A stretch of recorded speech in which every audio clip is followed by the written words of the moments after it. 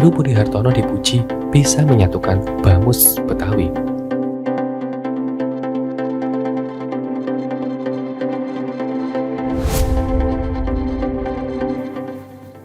Pemerhati budaya Betawi, Lindsay Afsari Puteri, memberikan pujian terhadap penjabat Gubernur DKI Jakarta, Heru Budi Hartono, yang berperan besar menyatukan kembali Badan Musyawarah Bamus Betawi dan Bamus Betawi 1982 yang sempat terpecah. Lindsay menilai, untuk menyatukan dua organisasi masyarakat atau Ormas Betawi ini dibutuhkan sosok yang diterima oleh semua kalangan. Sebab kata Lindsay, momentum tersebut berlangsung saat suasana politik cenderung tidak mendukung. PJ Gubernur DKI cerdas karena saat itu hampir setiap orang tidak mengira akan ada islah. Tapi ternyata endingnya bikin kita semua takjub. Bamus Betawi merekat dan bersatu, kata Lindsay di Jakarta. Lindsay menjelaskan dari aspek sosiopolitik bahwa strategi yang dilakukan Heru Budi untuk menyatukan kedua Bamus itu membuktikan bahwa birokrat tulen yang lahir dari rahim Pemprov DKI itu paham akan corak masyarakat Jakarta. Mas Heru membuktikan kelasnya bahwa beliau mengerti bagaimana menjunjung dan merawat perudaban Betawi. Kita lihat saja, dihormati betul masyarakat Betawi ini oleh Mas Heru, ucap dia. Pria yang juga wakil sekretaris jenderal PDPP Partai Golkar itu mengharapkan kedepannya agar Pemprov DKI Jakarta bisa lebih meningkatkan sosialisasi budaya Betawi. Salah satunya dengan cara menghadirkan produk ikonik yang mudah didapatkan oleh para wisatawan yang datang ke Jakarta. Misalnya Pemprov membuat semacam maskot atau merchandise khas Betawi yang mudah didapatkan oleh pendatang atau turis sebagai olah-olah atau buah tangan khas Betawi. Lebih bagus lagi, itu free ketika mereka masuk bandara, stasiun, dan sebagainya, karena ini akan berkesan serta mengenali ikon Betawi. Jelasnya. Untuk diketahui sebelumnya, dua organisasi kemasyarakatan yakni Badan Musyawarah Bamus Suku Betawi 1982 pimpinan Zainuddin atau Haji Uding dan Bamus Betawi Kubu Haji Priano P. Ahmad menyepakati untuk berdamai. Keduanya resmi bersatu dengan nama baru yakni Majelis Amanah Masyarakat Betawi.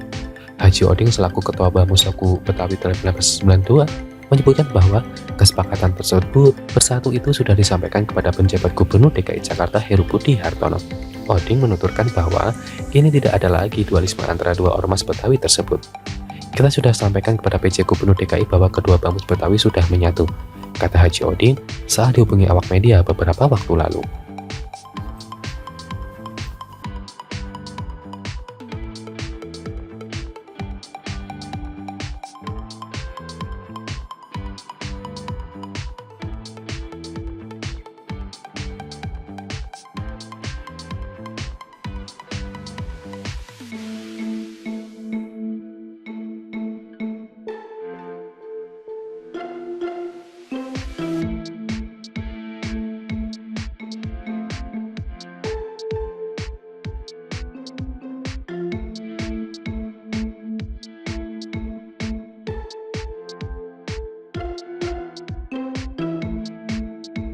Presiden Jokowi resmikan waduk sambil tampar keras Anies dan Nasdem. Jika saya jadi presiden, maka banjir di Jakarta akan lebih mudah diatasi. Itulah salah satu janji Presiden Jokowi ketika maju dalam Pilpres tahun 2014. Janji ini juga sering ditagih para pembenci Pak Jokowi ketika Jakarta kembali dilanda banjir. Janji itu rupanya terus dipegang oleh Presiden Jokowi. Bendungan Ciawi dan Sukamahi diresmikan sebagai bagian dari upaya mengatasi banjir di Jakarta.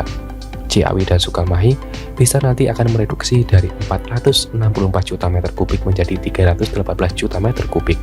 Kurang lebih nanti 12 kelurahan yang akan menjadi tidak terdampak lagi karena ada waduk Ciamahi dan Sukamahi ini, kata Presiden Jokowi.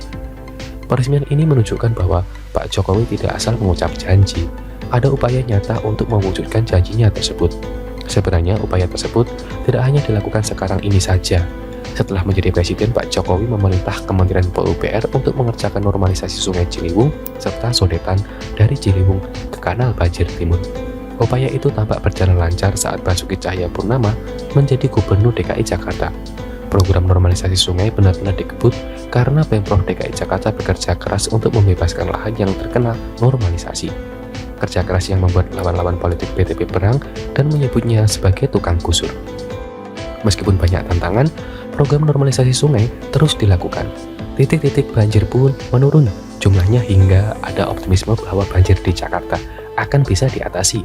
Sayang seribu sayang, PTP kalah dalam Pilkada DKI Jakarta 2017. Gubernur penggantinya tidak peduli dengan normalisasi sungai karena ketidakbolehannya, gubernur ini pantas menerima tamparan keras dari pernyataan Pak Jokowi soal normalisasi sungai. Banjir di Jakarta itu siapapun gubernurnya harus konsisten menyelesaikan normalisasi 13 sungai yang ada di Jakarta. Selain itu, manajemen pemumpakan waduk yang ada di Jakarta serta pembangunan tanggul laut atau giant sea wall yang harus dituntaskan. Kalau 3 hal ini tidak selesai, sampai kapanpun Jakarta akan selalu banjir. Siapapun gubernurnya kalau konsisten menyelesaikan tadi yang saya sampaikan, kata Pak Jokowi kemudian. Siapakah gubernur yang tidak konsisten menyelesaikan normalisasi sungai? Tentu saja gubernur yang mengganti kata normalisasi dengan naturalisasi. Tidak satu meter pun ada normalisasi sungai di Jakarta pada masa kepemimpinannya. Siapakah gubernur yang tidak menuntaskan pembangunan tanggul laut? Tentu saja dia yang mengatakan bahwa di seluruh dunia air masuk ke dalam tanah, maka tidak perlu dialirkan ke laut. Sunatullah katanya. Tidak heran program andalannya adalah sumber resapan untuk memasukkan air ke dalam tanah. Ya, setidaknya gubernur itu masih peduli dengan pompa-pompa di waduk-waduk yang ada di Jakarta. Paling tidak, dia pernah melakukan pengecekan pompa-pompa saat menjelang musim hujan. Walau pengecekan itu tidak cukup sih, karena saat banjir melanda, gubernur ini sering menghilang ketika hendak dimintai keterangan. Bagi saya, pernyataan Pak Jokowi ini tamparan keras bagi seorang mantan gubernur Jakarta yang sedang sibuk safari politik. Ini juga tamparan keras bagi partai yang mendukung sang mantan gubernur itu. Bisa-bisanya partai itu mendukung orang yang jelas mengabaikan hal-hal penting untuk mengatasi banjir di Jakarta. Hanya saja saya ragu mereka merasa ditampar karena tampaknya hati dan logika mereka sudah menjadi tumpul untuk merasa. Sang mantan gubernur tetap merasa dirinya berprestasi, sementara partai pendukungnya terus bernarasi tanpa bukti. Kura-kura begitu menurut saya. Anda bagaimana?